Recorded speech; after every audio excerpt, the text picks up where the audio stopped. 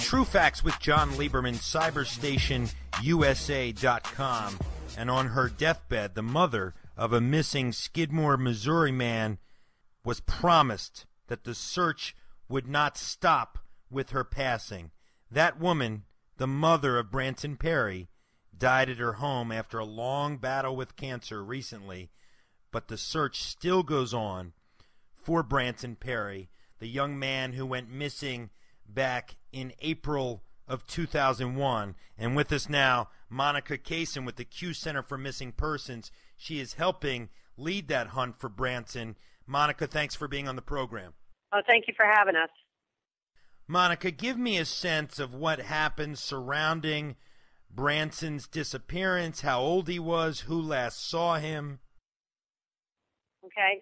Well, Branson disappeared April 11th of 2001 from Skidmore, Missouri. He's considered and listed an endangered missing person. We've always believed, and I think the investigation has yielded that some kind of foul play has taken place.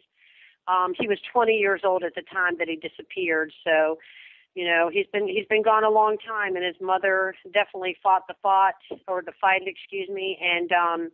and she continuously pressed forward, you know, trying to do everything and anything she could to bring forth awareness, not only about Branson's case, but also supported, you know, our organization greatly in our search efforts for him as well. What do we believe might have happened to Branson? Give me a sense of what people were saying about the time right before he went missing. Well, it's a little bit of a mystery. I mean, pretty much, you know, on April 11th around 3 o'clock, he had, you know, supposedly gone to a shed to find some jumper cables and was going to be right back. And you know, I believe his father at the time or other family members were out in the yard working on a vehicle or what have you, and he just kind of vanished. You know, there's a lot of tales and rumors, of course, that you know, run rampant in small towns and surrounding any missing person case. But with Branson, it's almost like, you know, I'm going to the shed, I'll be right back to find some jumper cables, and he's gone. And so we don't know if he actually maybe met up with somebody along the way, you know, in a vehicle, you know, like somebody was driving by and he ensued in some kind of conversation and ended up, you know, getting into that vehicle or what. We really just don't know. You know, Skidmore is a very small town, and surprisingly, there have been several kind of high-profile foul play cases there. You had the Wendy Gillenwater case. She was beaten to death by her boyfriend. Right. Then that was in 2000. You had Branson disappear in April of 01. In December of 04, Bobby Jo Stinnett was found dead. The baby had been cut from her womb. I mean, Yes. These were all basically children. Well, that person was the young girl that the baby got cut from the womb is actually related to Branson. Right. Do we know how they were related? I do remember that. I want to say there was, I think it's cousins. I'm not 100% sure, but I mean, they were in definitely a relation. I mean, you know, this family has had tragedy twice.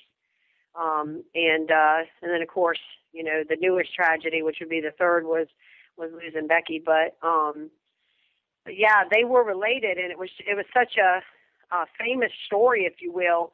That's why we really thought that we would get more help when Branson got missing. Like, you know, we thought it would go national overnight because there was that connection. But, you know, we've struggled for everything that's ever been written about him or told about him, you know, from day one.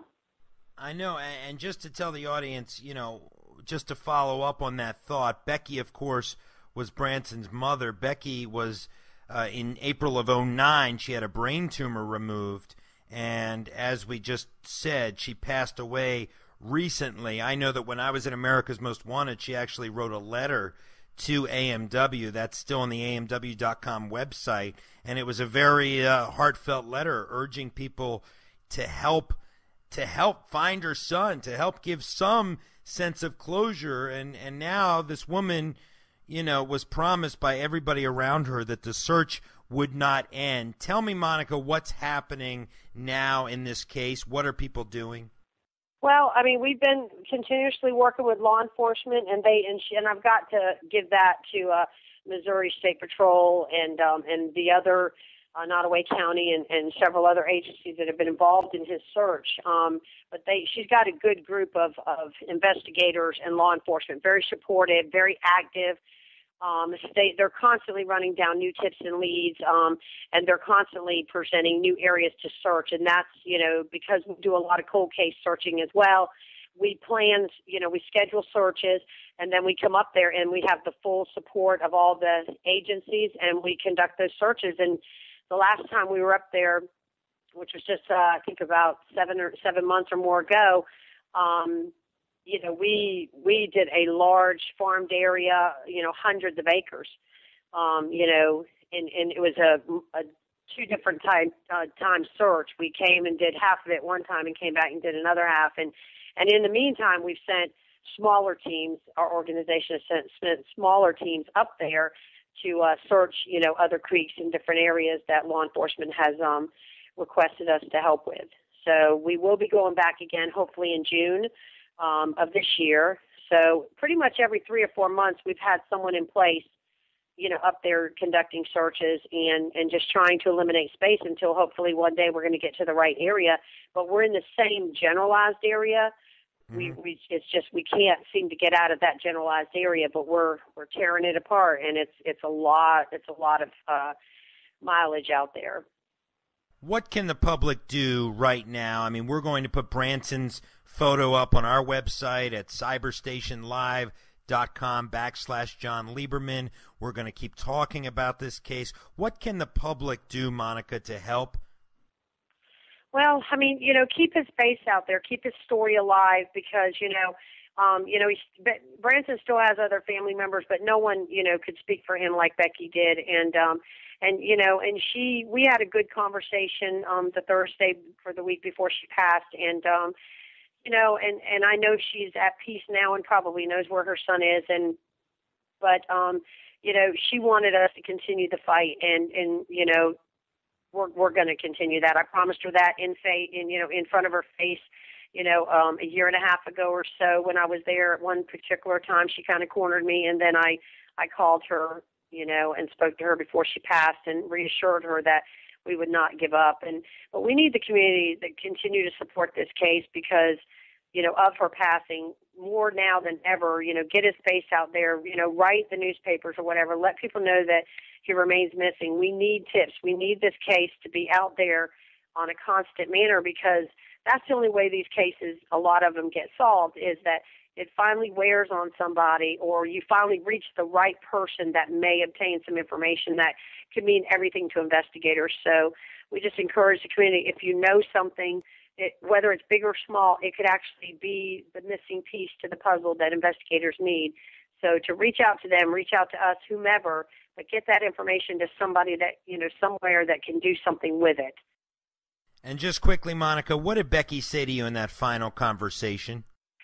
Well, it was kind of a funny conversation because, I told her flat out I didn't know what to say to her. I said I just, because her husband had called around and let people know, if you're going to call now kind of thing. And so I did. And it took me 3 hours to get the nerve to call because I didn't know what to say.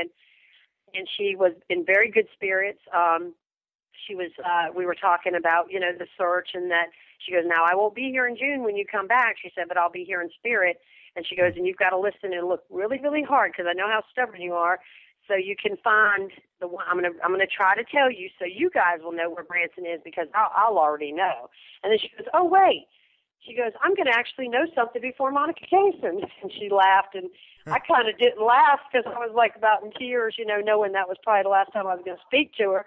And then she said, she goes, Monica, you have to laugh. You have to just let go. She goes, she felt at peace and she was okay. And if anything, I think she comforted me more than I probably tried to comfort her. But she was in very good spirits. She was positive about, feeling a relief that she believed that she would know where Branson was, and she was going to try very, very hard to be there on our search to let us know. So she told us to look for clues and to listen and to be in tune, with the nature of, so she could show us And that was pretty much, we talked about a few other things, but that was pretty much the gist of the conversation. And I told her, we'd be looking.